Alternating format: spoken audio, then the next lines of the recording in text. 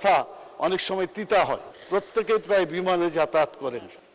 দুইটা বিষয়ে আমাদের জয়নুল আবেদিন মাননীয় সংসদ সদস্য তুলে ধরছেন, তো আমি দুটা বিষয় বলি। একটু আগে উনি বললেন, আপনিও বললেন যে আপনারা এটা নোটিশ দেন, বিমানের টিকিট এইভাবে বৃহস্পতি শুক্রবারে ডবল, তার চাইতে বেশি হয়ে যায়।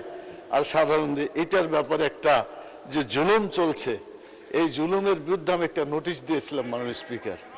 আপনি ছিলেন না, আমাদের স্পিকার সাহেব ছিলেন, তো তিনি এটা দেওয়ার পরে বললেন বিষয়টা উনি পড়েছেন কিন্তু এটার ব্যাপারে কোনো রায় দেন নাই। তা আমি মনে করি এটা আলোচনার যোগ্য একটা বিষয়। আমি ওনাকে ধন্যবাদ জানাই মাননীয় সংসদ সদস্য ওঠার জন্য। এটা একটা ফয়সালা হওয়া উচিত মাননীয় স্পিকার।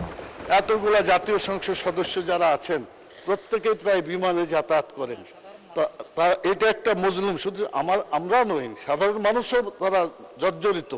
দ্বিতীয় যে পয়েন্টটা, এটা আমাদের বিরুদ্ধে হয়তো যাবে, গেলেও বলতে হবে, হক কথা অনেক সময় তিতা হয়। আল্লাহ রাসূল সাল্লাল্লাহু আলাইহি ওয়াসাল্লামের একটা হাদিস আছে, আল হাক্কু মুররুন, মানে সত্য কথাটা একটু তিতা। মাননীয় সদস্য টু দ্য পয়েন্টে যাই আমরা প্লিজ। এটাই 1 মিনিটে, আমরা 30 সেকেন্ড হয়ে যাবে।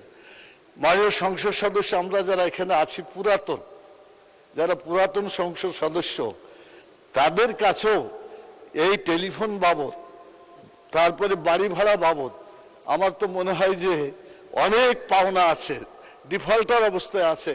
আমাদের নিজেকেও সংশোধন হওয়া উচিত, কারণ ঋণ রেখে যদি মারা যায় এই লোকের ভালো আমল কবুল হয় না মাননীয় স্পিকার।